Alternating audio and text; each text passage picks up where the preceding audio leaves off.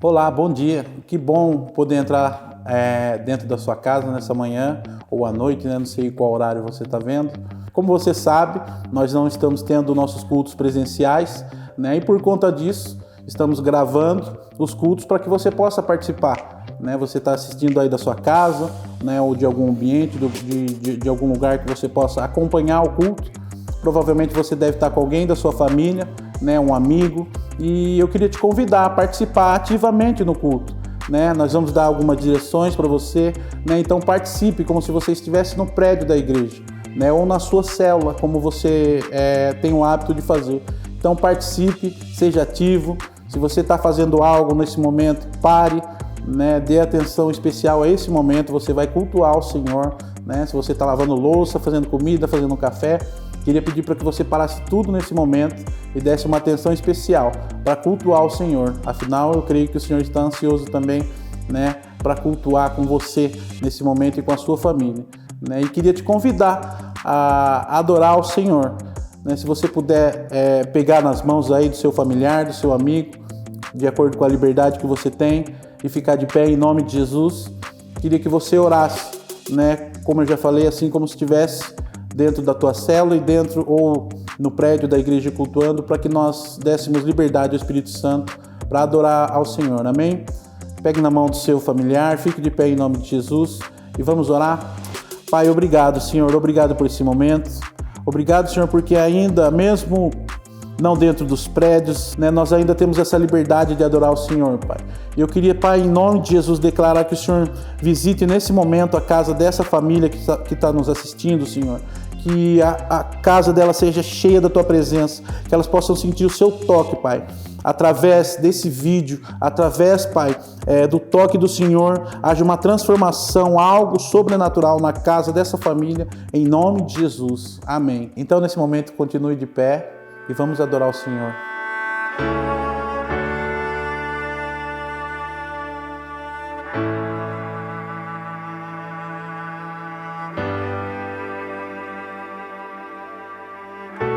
Tua voz me chama sobre as águas, onde os meus pés podem falhar,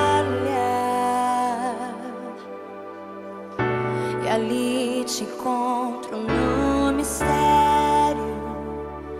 em meio ao mar, confiarei. Ao teu nome clamarei, e além das ondas olharei. Se o mar crescer, somente em ti descansarei, pois eu sou Deus.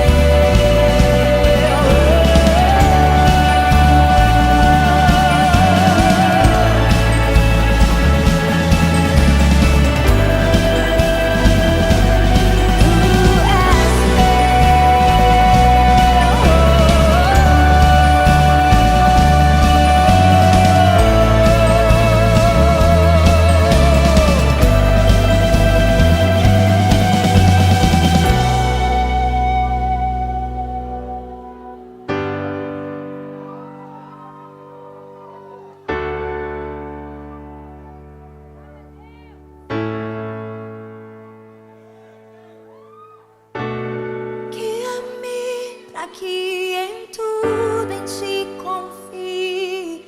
Sobre as águas eu caminhe, por onde quer que chames.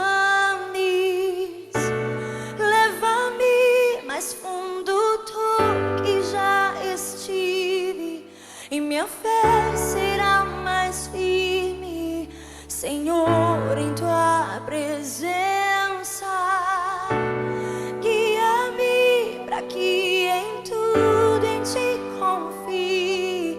Sobre as águas eu caminhe, por onde quer que chames. Leva-me mais fundo do que já estive, e minha fé será mais firme, Senhor, em tua presença. Guia-me para que em tudo em ti confie. Sobre as águas eu caminhe, por onde quer que chames.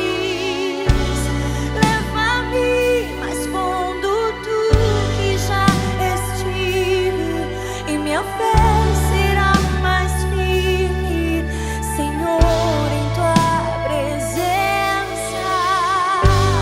Guia-me para que em tudo em ti confie. Sobre as águas eu caminhe, por onde quer que chames. Leva-me mais fundo do que já estive, e minha fé será mais firme, Senhor, em tua presença.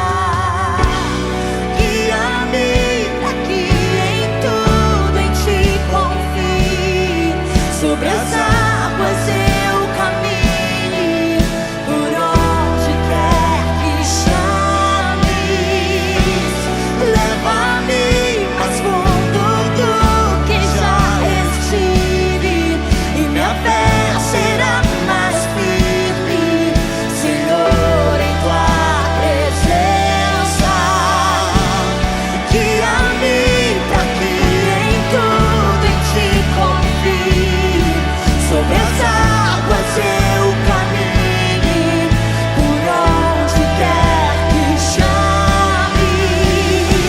Leva-me mais fundo do que já estive, e minha fé será mais firme, Senhor, em tua presença.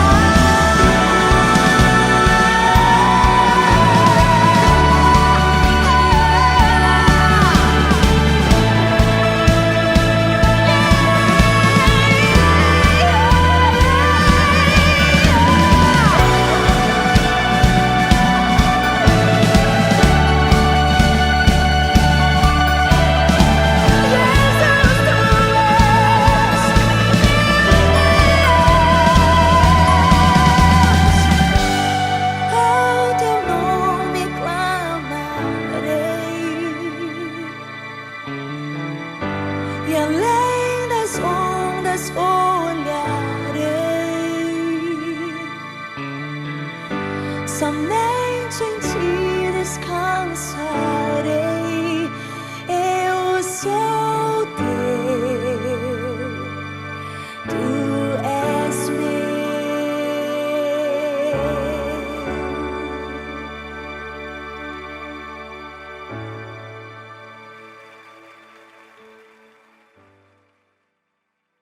Amém, irmãos. Eu creio que nesse momento você já deve estar mais leve, né? Adorou o Senhor com intensidade, né? E eu queria fazer uma oração junto com você, com a sua família aí, ou você que está assistindo sozinho, né? Talvez você assistindo as nossas lives, nossos vídeos durante esse período que nós temos feito, né? Você não conhece o Senhor, né? Não é convertido, não conhece a Jesus, ou talvez você conhece e durante esse período se afastou, em algum momento se desviou, se afastou dos caminhos do Senhor, né? E eu sinto no meu coração de convidar você, a você que não conhece a Jesus, a você aceitar Ele como o Senhor e Salvador da sua vida, principalmente nesses momentos de pandemia que nós temos vivido, né? Eu creio que muitos entendem que hoje somente Ele para nos salvar. E a você que talvez tenha se desviado e vive debaixo de acusação e sente uma dificuldade de retornar aos caminhos do Senhor, eu queria orar por você, porque eu creio que o Senhor nos colocou aí dentro da sua casa não por acaso,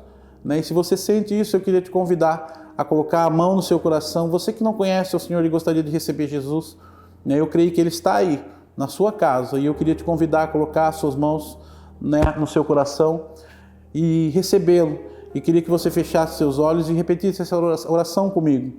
Fala assim: Senhor Jesus, eu te aceito como único e suficiente Salvador da minha vida. E eu creio que o Senhor morreu por mim naquela cruz. Escreve o meu nome no teu livro da vida. Em nome de Jesus eu te recebo hoje. Em nome de Jesus, amém.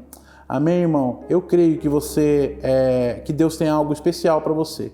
Você que está aí com a sua mãe, com o seu pai, ou você que está com seus filhos, você que às vezes veio assistir essa live por um acaso, né, e acabou por se deparar com essa palavra. Deus tem algo grande para você e para a sua família. E a você que talvez tenha se desviado, eu queria te convidar a retornar aos caminhos do Senhor. Logo as coisas vão voltar ao normal e nós vamos voltar, né, com os nossos cultos presenciais.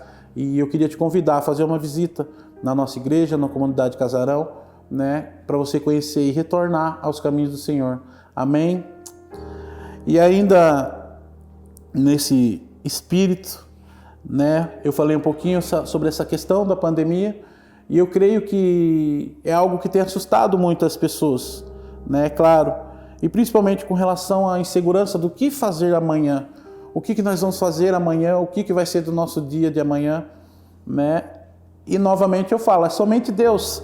E eu pude meditar num texto que está lá em Mateus 6, a partir do verso 25, né? Se você quiser acompanhar com a sua Bíblia, aí deixa salvo aí. Mas eu vou resumir, é um momento em que o Senhor nos orienta a não andar ansiosos pelo dia de amanhã, com preocupação com o que nós vamos fazer, o que nós vamos comer, o que nós vamos vestir, né? Como será o dia de amanhã? Porque ele diz que até mesmo nós que somos maus sabemos dar bons presentes aos nossos filhos, quanto mais o Senhor, que é um Deus bom, pode dar coisas boas a nós. E ele fala sobre o cuidado que Deus tem, né, com as plantas, com os animais, né? Então eu creio que esse cuidado o Senhor também tem conosco. Eu não sei se você está desempregado, se você está vivendo alguma circunstância difícil, né? Se você não tem provisão para amanhã. Mas eu creio na palavra do Senhor que diz lá em Mateus, no capítulo 6, a partir do verso 25, que Ele é um Deus bom, um Pai bom e cuida de nós, né? E eu queria convidar você nesse momento a dizimar e ofertar na casa do Senhor, né? Eu sei que às vezes bate aquela insegurança, aquele medo, mas eu queria declarar que esse medo caia por terra nesse momento e que você tenha a liberdade de ofertar e dizimar na casa do Senhor, né? Com a liberdade que Ele deu a você, baseado nesse texto, que Ele é a nossa segurança e que Ele vai cuidar de nós. Amém? Com relação ao seu dízimo, a sua oferta, aí na sua tela aí deve estar aparecendo, né? Você pode fazer um depósito ou tem a conta do Pix, né? Você pode fazer uma transferência, que é rápido, de acordo com o que você preferir.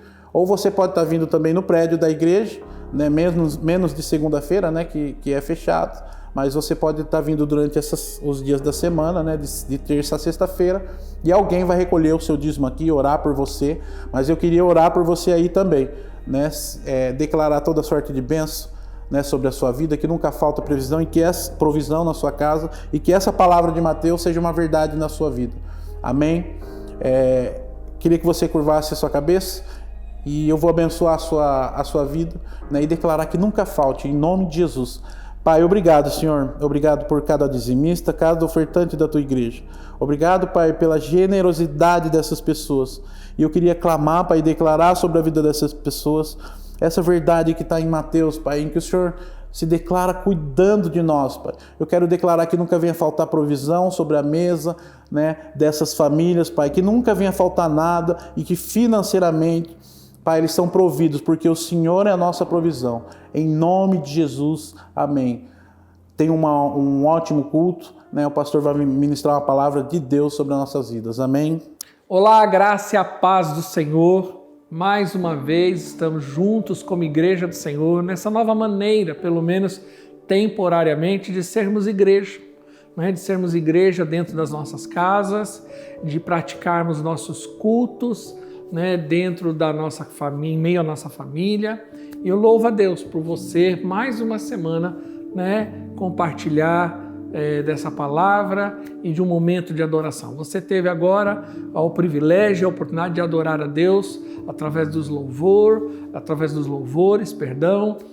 do seu dízimo e da sua oferta. E eu louvo a Deus por isso. Por isso estamos mais um dia aqui reunidos, Hoje eu estou num cenário novo para ver se a gente muda um pouco, isso faz parte também, mas eu tenho certeza que hoje sua vida será grandemente edificada. Eu queria compartilhar um texto, uma palavra que o Senhor colocou no meu coração, inspirou meu coração essa semana, estava no meu devocional e eu me deparei com esse texto e isso me chamou a atenção na hora que eu parei nesse texto. A Bíblia conta a história de Esther. Esther era uma mulher judia que estava vivendo no exílio babilônico. Esse período é conhecido quando o povo de Israel sai, ou é tirado de Jerusalém, de Israel, por conta da queda de Israel lá por Nabucodonosor, e agora homens e mulheres foram levados para terras distantes, como Babilônia, Pérsia, assim por diante. E essa história de Esther se passa justamente nesse período, que é período conhecido como exílio babilônico, que foi um período de 70 anos, que os judeus passaram fora de Israel. E agora a história, a Bíblia nos ensina a respeito de dois personagens que marcaram a história daqueles que são guerreiros na fé. Um deles é Esther e o outro seu tio Mordecai, ou em algumas traduções você vai ler Mordecai, tá? Não importa como está escrito. Mas a Bíblia conta que o rei persa, ele era um homem poderoso, nós estamos falando do Império Persa, grandioso na época, e ele decide se casar, porque a mulher anterior dele, ela não respondeu aos anseios do rei, e o rei decidiu arranjar uma mulher. Não vem ao caso isso, só estou aqui encurtando a história porque o nosso tempo também é breve. E o rei decide escolher uma nova rainha, e Esther entra nesse concurso de beleza e ela é escolhida pelo rei como sua rainha. Lembrando que agora Esther, judia, filha de judeus, ela está agora ao lado do rei no trono, porém, lembrando que nós estamos falando do Império Persa. E a Bíblia relata, através de Esther, capítulo 3 em diante, que há um levante contra o povo judeu. E Amã, que Amã foi um homem ruim, e ele ali induziu o rei, ele era um dos conselheiros próximos do rei, ele induz o rei a descer um decreto, olha que a história se repete, um decreto, e nesse decreto ele determina que todos os judeus teriam que ser mortos em todas as províncias. Se eu não estiver enganado, nós estamos falando de 127 províncias, e há um decreto que esses judeus seriam mortos em tal data. E agora todos os judeus entram em pânico porque todos estão ali com uma sentença de morte. Claro que isso é um levante do inferno contra os judeus, e agora os judeus se encontram nessa circunstância. E Mordecai, que era tio de Esther, ele vai até Esther agora como rainha, ele vai até Esther e ele chama Esther para uma conversa, e ele fala para Esther justamente que ela está naquela posição e ela foi colocada naquela posição para um propósito, justamente para um propósito daquele momento que estava acontecendo. É importante nós colocarmos que nós estamos falando ali de uma questão espiritual. No Antigo Testamento, o povo judeu representa a igreja. Nós estamos fazendo um paralelo ali, uma analogia, que o povo judeu representa a igreja. Então, a igreja está sendo perseguida agora ali. Mordecai, ele representa isso. E a Bíblia relata aqui no capítulo 5 que Amã, que é esse cara do mal, né? Que é esse conselheiro do rei, endemoniado, que se levanta ali contra os judeus, ele tem um ódio mortal de Mordecai. E por isso ele tenta destruir. Então, tanto Mordecai como o povo de Israel se tornam alvos do ódio desse homem, e agora eles estão sob uma sentença de morte. E aí Mordecai vai até a rainha Esther e tem um diálogo com ela. E no capítulo 4 do livro de Esther, por favor, você abra na sua casa. Eu quero dar o tempo para você procurar aí no seu aplicativo, na sua Bíblia. Você pode escolher alguém da sua própria família para ler em voz alta junto comigo esse texto. É importante nós termos essa prática nos nossos cultos em casa, né, para aprendermos a declarar, a ler em voz alta a Bíblia. Isso é sadio espiritualmente, é importante para você. No capítulo 4, no versículo 14, olha o que Mordecai fala para Esther. Pois se você ficar calada nesta hora, socorro e livramento surgirão de outra parte para os judeus, mas você e a família do seu pai morrerão. Quem sabe se não foi para esse momento, como este, que você chegou a essa posição de rainha. Então veja que importante, só para nós nos posicionarmos ali no texto, é que Mordecai, nesse diálogo, ele confronta Esther e fala: olha, se você não ficar calada, se você não fizer nada, né, Deus vai trazer um livramento. Porém, a sua família, aqueles que você ama, vão morrer, porque todos estavam sentenciados à morte. Mas quem sabe, Deus, próprio Deus, né? Mordecai faz uma declaração, e foi nesse texto que o meu coração se encheu, é que foi para esse momento que Deus colocou. Então veja, nós temos a história de uma mulher judia, que ali era criada pelo tio, era órfão, né? E tem uma trajetória que seria uma pessoa simples, mas Deus muda a trajetória dela e ela é escolhida como rainha do maior império da terra daquele momento. Então Mordecai, claro que debaixo de uma revelação, como um homem de Deus, ele fala: olha, foi para tempos como esse que Deus te estabeleceu e te colocou aonde você colocou, te deu a autoridade que você tem, né? E te abriu as portas para você de influência, justamente para tempos como hoje. Nós estamos vivendo em tempos difíceis, tempos tenebrosos, tempos difíceis.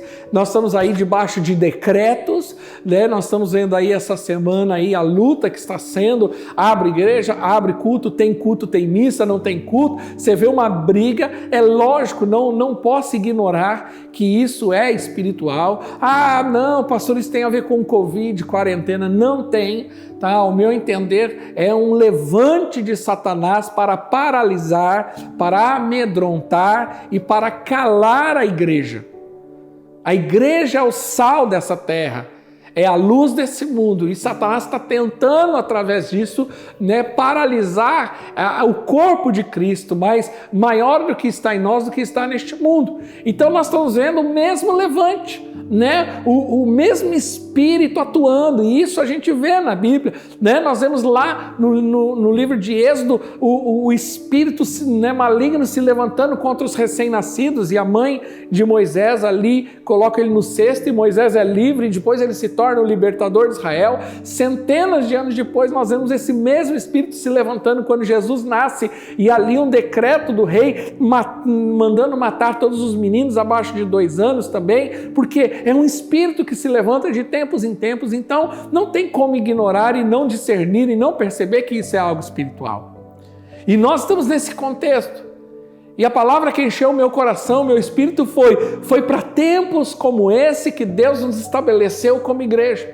Você não nasceu no ano que você nasceu e você não está aonde você está, seja qual a função, ocupação, a autoridade que você está exercendo nesse momento, mas tudo isso tem um propósito. E o propósito é para tempos como esse.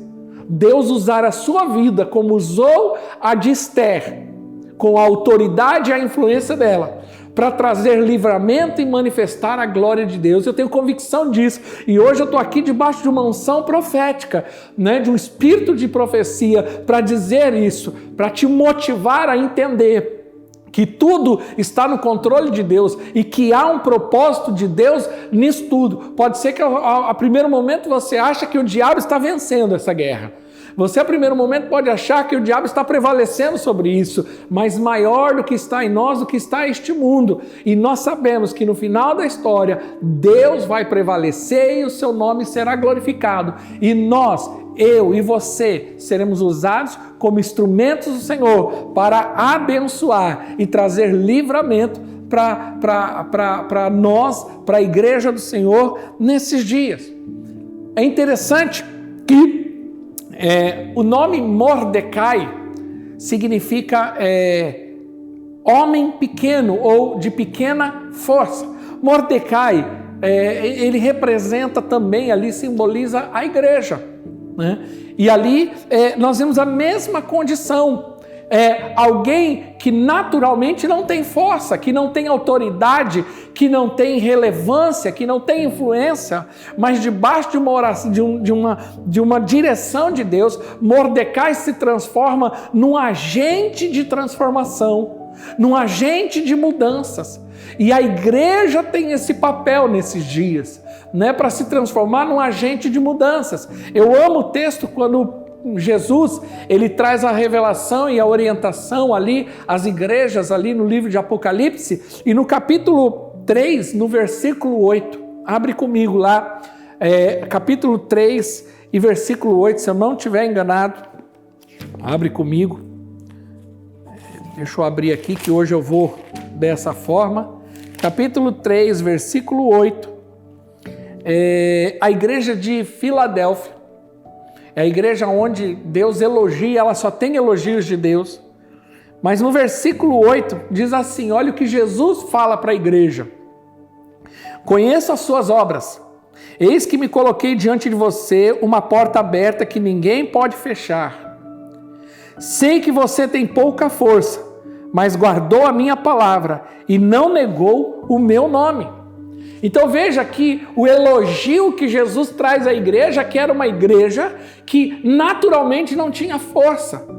Poderia ser aos olhos naturais e humanos irrelevante, mas quando ela está debaixo da bênção de Deus, ela se torna poderosa. Agora é importante nós entendermos que foi para tempos como esse que Deus nos estabeleceu. Isso é entender a soberania de Deus. Mordecai teve esse entendimento, esse insight da parte do Senhor, de que Esther foi colocada ali e não foi à toa. Não foi à toa que ela foi escolhida como a mais bela, a mais bonita. Não foi à toa que Deus moveu o coração do rei a se apaixonar por ela diante de tantas mulheres. E a Bíblia diz que ela era bonita. Não foi à toa nem que ela nasceu bela, mas ela tinha um propósito. E como Mordecai era um homem sensível a Deus, ele percebeu isso. E nós precisamos ter essa percepção. Se nós queremos prevalecer, se nós queremos edificar algo, se nós queremos tocar nessa geração, como Deus nos chamou, como igreja, sermos agentes transformadores, sermos agentes de mudança de fato, nós precisamos ter essa percepção. Eu vou dar um outro exemplo, José. Todos sabem a história de José lá do Egito. Foi filho de Jacó, né? Cresceu numa família de 12 irmãos. E a Bíblia diz que os seus irmãos o invejavam. Pegaram ele, vendeu ele como escravo. Ele foi parar no Egito. Se transformou lá num escravo na casa de Potifar. Foi injustiçado. Foi preso por isso. Passou anos num calabouço. Mas um dia Deus exaltou José. Ele passou pelo teste, né, da mulher de Mordecai, não, de Potifar, perdão. E ali José se manteve firme no Senhor, a graça de Deus se manifestou nele, e aí depois Deus vai lá, dá um sonho, perturba Faraó. Só José consegue interpretar isso, e aonde José vai parar no final dessa história? Como governador, o segundo homem mais poderoso do Egito.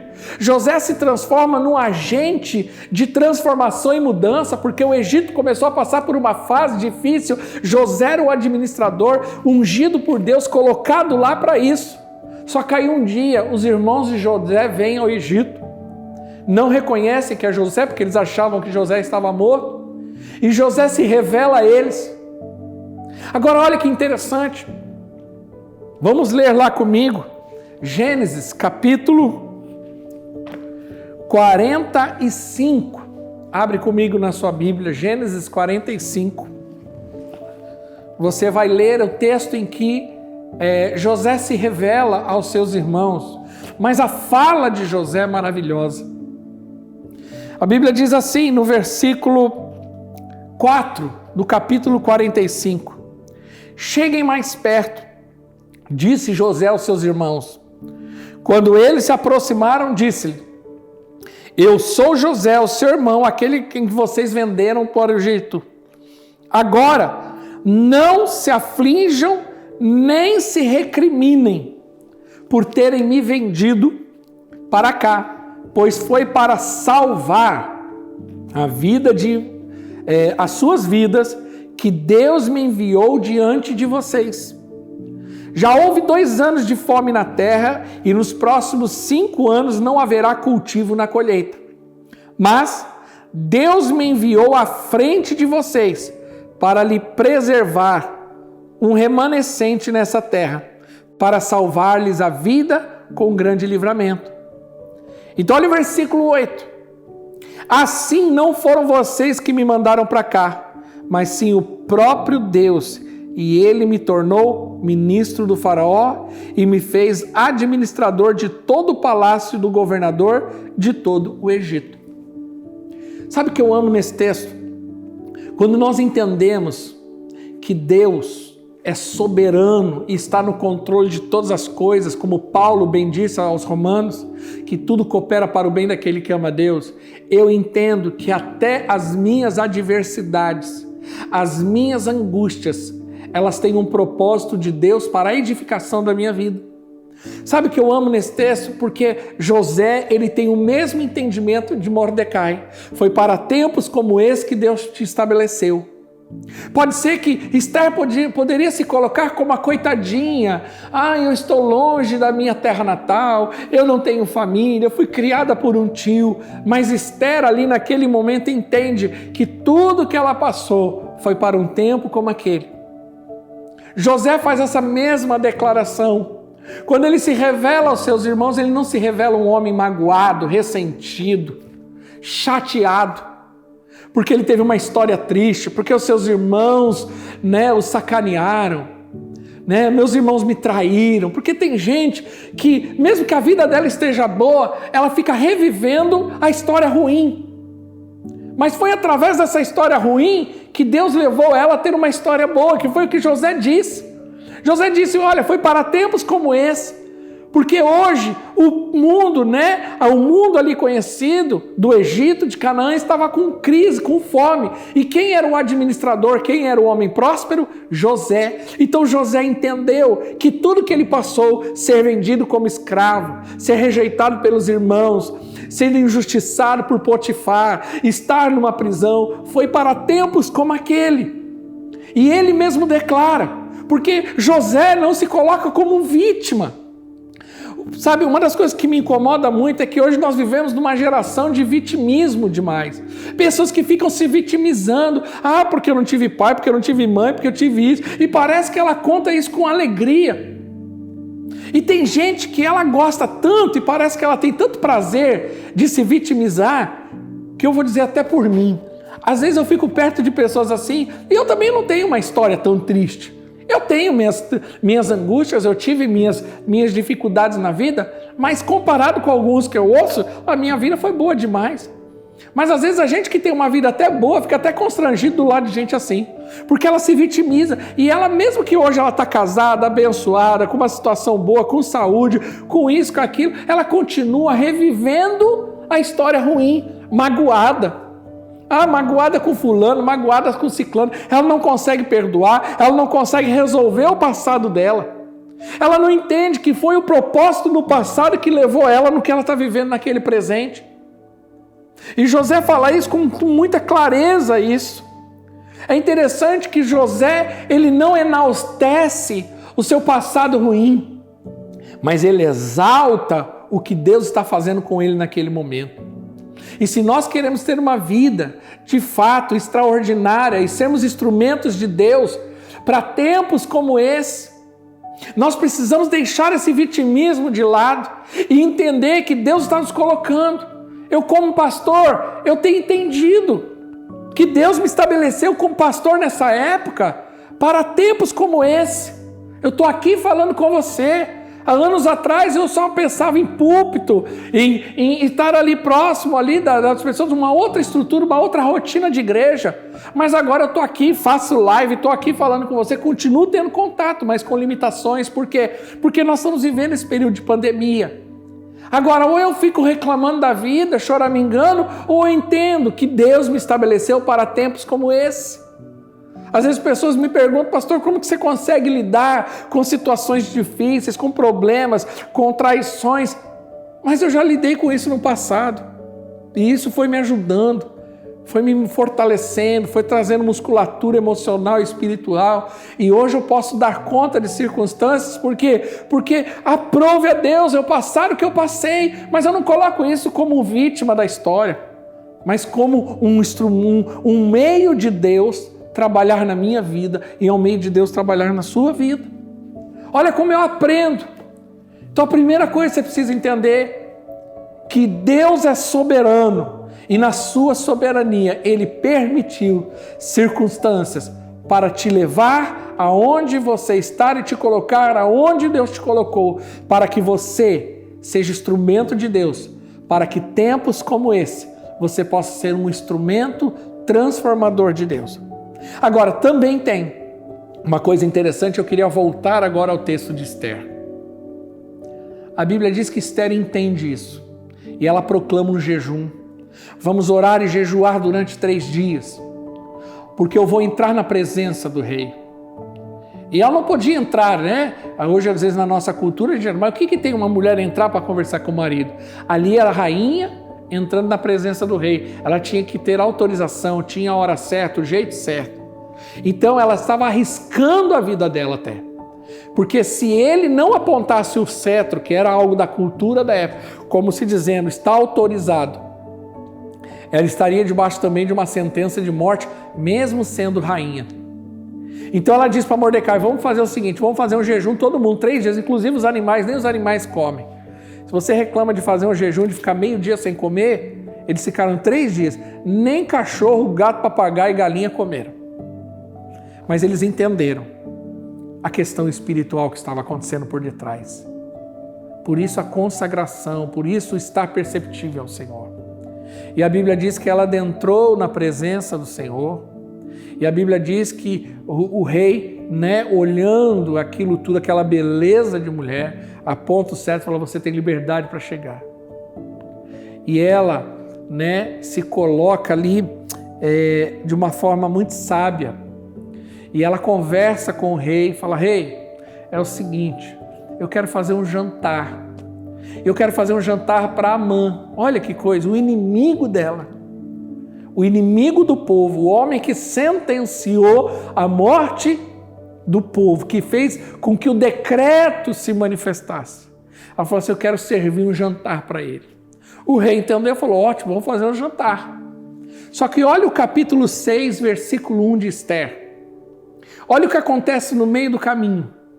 Entre o jantar, né, e o momento que Esther falou com o rei e o jantar. Capítulo 6, livro de Esther, versículo 1. Naquela noite, o rei não conseguiu dormir. Por isso ordenou que trouxesse o livro das crônicas do seu reinado e que lessem para ele. E foi lido o registro que Mardoqueu tinha denunciado Bigtan, Teres, os dois dos oficiais do rei que guardavam a entrada do palácio e que haviam conspirado para assassinar o rei Xerxes. Então, primeiro, tempos atrás, antes disso tudo acontecer, Mardoqueu ou Mordecai estava na porta do palácio e viu que dois homens estavam tramando contra o rei. E ele denunciou e o rei foi lá e mandou condenar e matar esses homens. Só que aquilo caiu no esquecimento. Só que tempos depois, olha que coisa, a Bíblia diz que o rei foi dormir e ele não conseguiu dormir e ele falou, traz aí o livro de crônicas que fala das nossas histórias. E aí leu-se o que aconteceu lá atrás. Lembrou o que Mardoqueu fez. E o rei olhou aquilo, leu aquilo e olha o que o rei diz, versículo 3.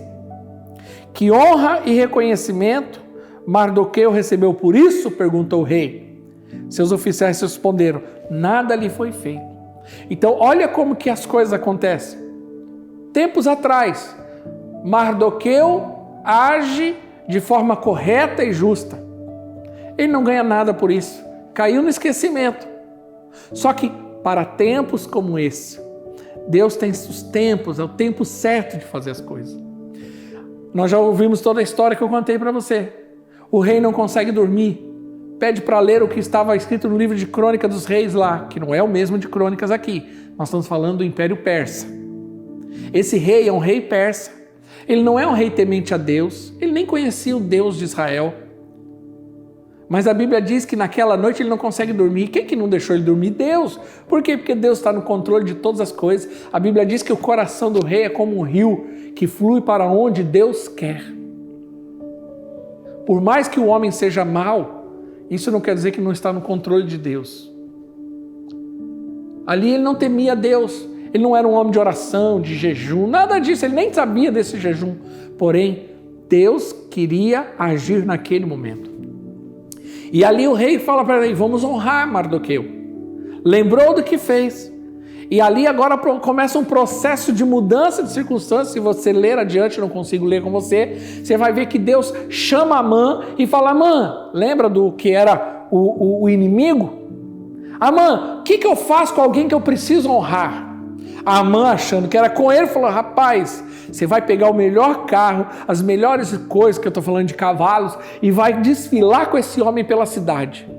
E aí o rei fala, pois bem, Amã, você vai fazer isso com Mardoqueu, porque o rei não sabia que Amã tinha algo contra Mardoqueu, mas Deus sabia. Deus conhece até os seus inimigos.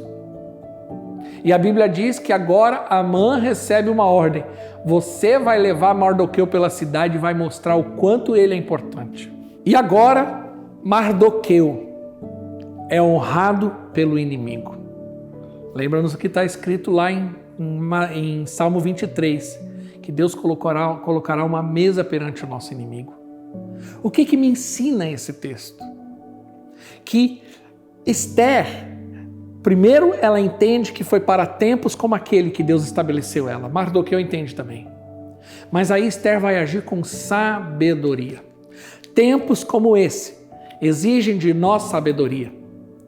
Pode ser que ou eu, ou até você, no lugar de Esther, fala, então eu vou lá, eu vou matar, eu vou mandar meter bala, eu vou fazer isso com Amã, aquele safado sem vergonha. Mas não foi isso, sabe o que ela fez? Ela quis fazer um jantar. E agora ela dá liberdade. Escuta que eu vou te dizer, porque algumas pessoas parecem que não entendem isso. Na atitude de Esther, ela dá liberdade para Deus agir. E nós muitas vezes, nós queremos, às vezes, tomar a frente de Deus. Ela poderia ir muito lá e falar no ouvido do marido dela, porque por mais que ele fosse o rei, ele ainda era marido. E quando uma mulher quer pegar a cabeça do marido e encher a cabeça do marido, ela consegue. Por isso que a Bíblia diz que a mulher que sabe, ela edifica a casa, mas a tola destrói. Ela poderia agir como uma mulher tola, encher a cabeça dele de pepino, até que ele não aguentasse mais, e ele fosse lá e fizesse justiça. Mas Deus não seria glorificado. A glória está nessa história foi que tanto Esther como Mardoqueu não fizeram nada senão esperar o tempo de Deus. Muitas vezes nós tomamos a frente de Deus, somos precipitados, vamos lá brigar, vamos lá tirar satisfação com quem está fazendo alguma coisa contra nós. Você vai lá brigar porque você quer os seus direitos. Vai lá, não, porque a gente tem que ir lá, vamos sair na rua, vamos brigar, vamos quebrar tudo, porque isso e aquilo. Nós precisamos entender que na sabedoria, às vezes a sabedoria exige não fazer nada. Isso não é passividade, isso é confiar em Deus. É saber que Deus é a nossa justiça. Em que Deus, Ele não tarda e nem falha. Ele faz as coisas no tempo dEle. Isso foi a sabedoria de Esther. Isso foi ela entender que a sabedoria também tem a ver pelo caminho da honra. Porque Esther poderia ter falado assim, eu mesmo vou tramar algo contra esse Amã. Vou jogar um veneno lá no vinho dele. Eu vou matar. Eu sei que às vezes alguns, e às vezes você fica vendo o que está acontecendo ao nosso redor, alguns decretos que colocam sobre nós. Eu sei que às vezes você fala assim, eu vou na internet, eu vou brigar, eu vou discutir, devia ter alguém para matar fulano. Mas deixa eu te falar uma coisa, você é de Deus e quem é de Deus resolve as coisas do jeito de Deus e não do jeito do homem. Quem é carnal faz as coisas de forma carnal, mas os espirituais sabem que nessa hora a gente precisa ter discernimento. Segunda coisa que nós aprendemos, ter sabedoria. Primeira coisa, entender que foi para tempos como esse. Segunda coisa, usar de sabedoria. Sabedoria exige saber o tempo de Deus, dar tempo para Deus e andar pelo caminho da honra, nunca da desonra. É interessante que ela prepara um jantar para o inimigo. Porque foi isso que Jesus falou. Orem por aqueles que te perseguem. Eu sei que tem muita gente que gosta de ir na internet para ficar falando mal de fulano e ciclano. Mas qual foi a vez que você ajoelhou para orar por ele? Qual foi a vez que você foi e clamou? O que diz lá em Romanos? Vamos abrir em Romanos, capítulo 12, se eu não estiver enganado. Romanos, capítulo 12. Diz assim, no versículo 18, Romanos 12, 18. Segura no seu sofá, e normalmente no prédio da igreja falaram segura na cadeira, mas agora segura no seu sofá, na sua poltrona, Não cutuca marido, esposa, filho. Mas ouça o que diz o capítulo 12 de Romanos, versículo 18. Façam todo o possível para viver em paz com todos. Não é só para viver em paz com quem é legal. Amados, nunca procurem vingar-se, mas deixem com Deus a ira. Pois está escrito, minha é a vingança, eu retribuirei, diz o Senhor. Ao contrário, se o seu inimigo tiver fome, dá-lhe de comer. Se tiver sede, dá-lhe de beber. Fazendo isso, amontoará brasas vivas sobre a cabeça dele. Eu amo o último versículo. Não se deixem vencer o mal por mal, mas vençam o mal com bem. O nosso comportamento, muitas vezes, atrapalha o agir de Deus. Porque às vezes circunstâncias como tempos como esse, momentos como esse, é a oportunidade de nós manifestarmos de quem nós somos filhos. Os filhos das trevas se matam, mas os filhos da luz trazem vida. Os filhos das trevas amaldiçoam, os filhos da luz abençoam. De quem você é filho? E terceira coisa que eu aprendo com Esther. Primeira, entender que há tempos como hoje, se Deus estabeleceu, aonde eu estou, me deu autoridade e influência e os recursos que Deus me deu, os talentos que Deus me deu, foi para tempos como hoje. É importante nós entendermos e agirmos com sabedoria. Mas eu queria encerrar essa mensagem dizendo que para tempos como hoje, exigem homens e mulheres de coragem. Esther foi uma mulher corajosa, porque ela disse: eu vou expor a minha vida. Eu vou colocar a minha vida, a perigo, para que outros pudessem ser livres da morte. Tempos como hoje exigem de coragem. Agora, na verdade, eu acredito pessoalmente que Deus está provando os corações. E tem muita gente se acovardando. A Bíblia diz que Deus não nos deu espírito de medo e nem de temor, mas de coragem, de ousadia. Tempos como hoje exigem de nós o mesmo espírito que houve em Josué e Caleb, que diante da adversidade, diante da pequenez perante o seu inimigo, disse: vamos, porque Deus é conosco. Tempos como hoje exigem homens e mulheres de fé, que se expõem, que não se negam, que não se guardam, como diz o livro de Apocalipse, que não negaram a própria vida. Tempos de hoje exigem homens e mulheres de coragem, como Paulo. Abre comigo no livro de Atos, capítulo 20. Para mim tem uma das declarações mais fenomenais que a Bíblia faz de um homem de Deus. Atos, capítulo 20. Abre comigo, estou abrindo o meu também. Paulo está sendo ameaçado de morte. Está sendo ameaçado e ele foi avisado. Imagine que alguém chegue para você e fale assim: olha, não vai para tal caminho, porque lá você pode, e eu não estou falando isso como uma orientação divina, mas fala: olha, não vai na célula, não vai pregar, não vai para a igreja, não vai para isso, para aquilo, porque se você fizer isso, você pode estar correndo risco de vida. E olha a resposta de Paulo. Para mim é uma das declarações mais surpreendentes que alguém de Deus pode dar. Capítulo 20, versículo 24. Diz assim: todavia, olha a resposta de Paulo. Todavia, não me importo e nem considero a minha vida de valor algum para mim mesmo. Então, se tão somente puder terminar a corrida e completar o ministério que o Senhor Jesus me confiou, de testemunhar o evangelho da graça de Deus. Olha a declaração de Paulo. Ele diz claramente: eu sei que eu vou passar adversidade, mas ele fala assim: eu não me importo e nem considero a minha vida de valor algum. Ele estava disposto a morrer por uma causa. E essa causa não era uma causa política, ideológica. Ele não estava defendendo o A, o B, direita, esquerda, o positivo e o negativo. Ele estava ali por uma única causa que se deve morrer nessa vida. E essa causa se chama Evangelho de Cristo. Ele fala assim: eu não tenho, em algumas traduções ele fala assim: eu não tenho como a minha vida por preciosa. Ele não tem medo. Ele não se resguarda.